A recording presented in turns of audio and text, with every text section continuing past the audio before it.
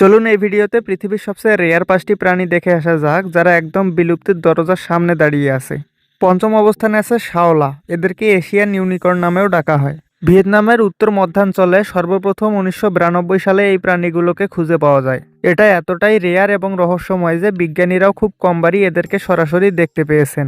ধারণা করা হয় বর্তমানে 50 থেকে 100টি শাওলা এই পৃথিবীতে বেঁচে আছে। চতুর্থ অবস্থানে আছে কাকাপো।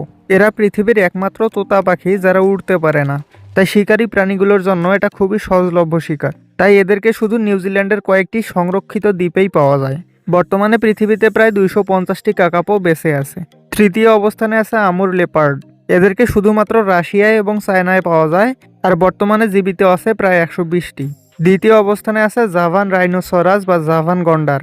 এদের আকার ভারতীয় গন্ডারের তুলনায় অনেকটাই ছোট হয়, আর সমগ্র পৃথিবীতে এদেরকে শুধুমাত্র ইন্দোনেশিয়ার জাভা দ্বীপের পশ্চিম প্রান্তে অবস্থিত উজুং কুলন ন্যাশনাল পার্কে পাওয়া যায়। আর বর্তমানে এদের সংখ্যা প্রায় 75টি। আর বর্তমানে পৃথিবীর সবচেয়ে রেয়ার অ্যানিমেল হচ্ছে ভাকুইটা।